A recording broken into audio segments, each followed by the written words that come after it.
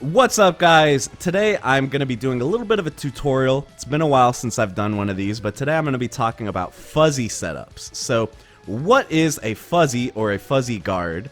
Well, the definition kind of changes depending on the game. This is kind of a term that has multiple meanings across different fighting games, but generally in 2D fighting games, when someone says a fuzzy or a fuzzy guard, what they're talking about is forcing the opponent to stand so that they are vulnerable to instant overheads. So in case you don't know, an instant overhead is when you hit the opponent with a jumping normal on the way up of your jump.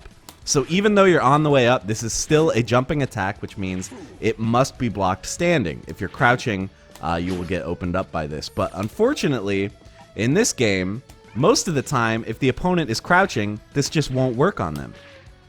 It's just going to go over their head. So you can't actually hit someone with an instant overhead unless you use a little quirk where if the opponent is hit by a standing attack or a jumping attack, they're forced to stand, and there's a few frames before they can actually start crouching. So you can see there, he's forced to stand, and even though he's holding down, he actually can't escape this jumping light. So even if he's holding down there, he's still going to get hit.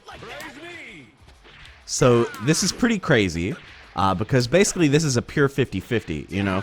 There's no way to react between overhead into low versus overhead into instant overhead. So this is a really busted mix-up tool if you can actually force the opponent to take it. It's worth noting this only works on bigger characters. This will only work on any character where you can actually hit them while they're standing with a jump forward attack. So this is not going to work on the small boys. It depends on what character you're playing as, because some characters have better jump forward normals than others. But for the most part, this is only going to work on kind of the tall characters.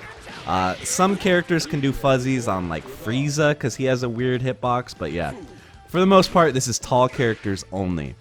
And it turns out the most effective way to set up a fuzzy, not that surprising, is off of a snapback. So snapback loops are even better than we thought they were now that everybody has started incorporating sort of fuzzy setups. So you can pretty effectively snap the opponent in, do some sort of string to bring them down to the ground, which then forces them to stand, and then you can hit them with an instant overhead. So just to show you what this setup looks like on defense, Krillin is going to snap me, and I'm just going to hold down back. And watch, even though I'm holding down back, I was forced to stand for a few frames, and he hit me with jump forward light. So even though I'm holding down back, I literally cannot crouch for those few frames, and that's why I got hit overhead. So, you know, if you have the opponent conditioned to this, then it starts to get really crazy because all of a sudden you can just, you know, go low instead, and they want to block high, and it's a pure 50-50. If you want to get really broken with it, you can do stuff like snap in their character, do your fuzzy setup, combo into another snap, bring in the original character, do your other fuzzy setup. You know, it starts to get really stupid, and you can just loop it with your 2 assists. So I've actually seen top players on Twitter saying that they don't like to run more than one big character on their team for this reason. You open yourself into getting kind of looped between fuzzy setups if you have 2 big characters on your team. So that might be something to consider if you're getting to the high ranks where you start to see this kind of mix-up. It is a little bit scary, and there is a definite advantage to having the small guys on your team. Characters that just cannot be fuzzied. So that's just something to think about. By the way, guys, there's a little bug that I need to talk about related to testing this in training mode. So I have the opponent set to crouch, guard first only, and watch what happens when I do this fuzzy setup. So you see how I hit him even though it looked like he was crouching? It might not work on Zamasu, but on Cell it's gonna work. So he's crouching, but I still hit him. For some reason, that can happen against the training mode dummy. I don't know why it works that way, but it just does. And it's a problem because you might think what you're doing is a fuzzy setup, but it's really not. So the best way to test this is actually to control the dummy have him do the setup to you.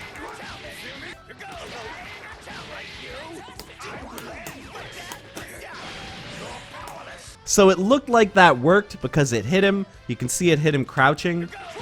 But now I'm actually going to block that last hit low, and you're going to see what happens. You see, I was able to crouch it. So that's not a true fuzzy setup. So there's kind of two ways you can check if your fuzzy setup is true. One is you can visually confirm, is the opponent crouching as the training dummy when they get hit by it? If they are, then it's not real. They have to actually be standing. So let me give you an example of what a real one looks like. So you can see he was actually standing when he got hit by that. So that means it's a true fuzzy. Or you can do what I just did, record the training dummy doing it, and then test it on yourself, and that way you can be sure that it's real. Here, let's record a real one real quick. There we go. And you can see here, I'm going to hold down back, and I got hit. So we know that that one's real. So that's just something to look out for. I don't know why this bug happens, but it's something related to the training dummy when he is set to crouch. So it's kind of an annoying bug, but it is what it is. But hopefully this was an informative video for you guys, and now you understand a little bit better what fuzzies are and why they're such a big threat, especially since snapback loops are still a very potent strategy. This is yet another ingredient that you can kind of add to your mix-up library that will hopefully make you even harder to block for the opponent and even better at opening them up. So that's going to be it for the video, guys. I hope you found it informative. Make sure to click the links here on screen if you want to see more videos from me, and hit that like and sub button if you enjoyed the video. So that's going to be it, guys, and I will see you in the next one.